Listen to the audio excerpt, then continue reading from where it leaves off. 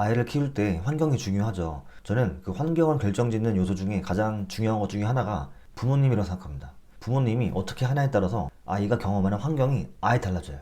오늘은 부모님이 제공할 수 있는, 세팅해 줄 수 있는 환경 중에서 영어 공부에 정말 큰 도움이 되는 그런 행동을 이야기해 보겠습니다. 이게 너무 직관적이고 간단하면서 당연한 방법이기 때문에 예시가 필요 없을 정도인데요. 그래도 예시를 들어보겠습니다. 제 스승님이신 김기현 선생님께서 자녀분을 키우실 때 영어 공부를 시킬 때 억지로 시키지 않으셨다고 합니다.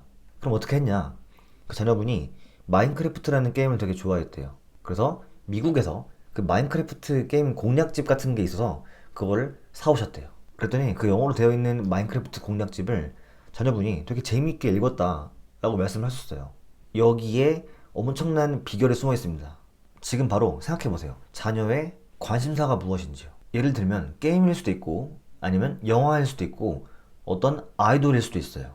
그러면 가장 좋은 거는 그거에 대한 책을 찾는 것인데, 책이 없다면 인터넷에 검색하면 됩니다. 구글에 검색을 하면 돼요. 그리고 만약에 워낙 잘 알려져 있지 않은 소재를 좋아하더라도 걱정 없습니다. 챗 GPT 있죠? 거기에 검색을 해서 그 소재를 가지고 글을 써달라고 하면 돼요. 영어로요. 참고로 챗 GPT가 좋은 게 뭐냐면요. 영어로 글을 써달라고 할 때 그 글의 수준을 정할 수가 있습니다. 간단해요. 그 렉사일 스코어 몇백 이렇게 쓰면 돼요. 렉사일 지수 500 정도로 만들어 달라.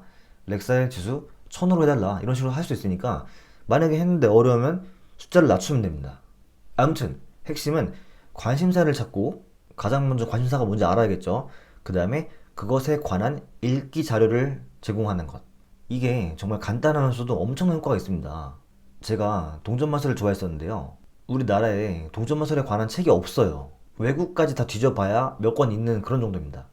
아무튼 어떻게 제가 외국에 있는 영어로 된 동전 마술 책을 구했는데요. 그걸 읽을 때 되게 재밌었습니다. 영어를 공부한다는 느낌 하나도 안 들고 그냥 노는 거였어요. 다만 그게 영어로 적혀 있었을 뿐이죠. 그러면 자연스럽게 거기서 익혀지는 것들이 얼마나 많겠냐는 거죠. 그거는 부담감도 없고 거부감도 없어요.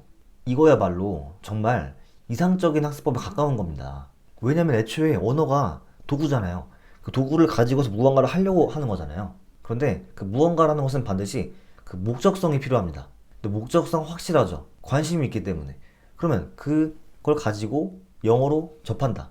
이게 와, 제가 예전에 어떤 학생을 가르치는데 너무 영어 공부를 싫어하는 거예요. 그런데 그 학생이 되게 좋아하는 연예인이 있었어요.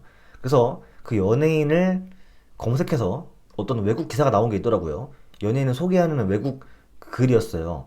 그거를 인쇄해가지고 줬더니 처음에는 관심 없다가 가만 보더니 눈이 휘둥그레지는 거예요. 그러면서 막 저한테 막 자랑하면서 우리 어떤 오빠가 이랬다고 자랑하면서 막 영어로 해석을 해요.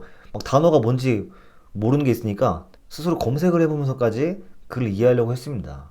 깜짝 놀랐어요. 자, 이렇게 듣고만 끝내지 마시고요. 한번 꼭 해보세요. 관심사 파악해서 그거 관련된 읽기 자료 한번 줘보세요.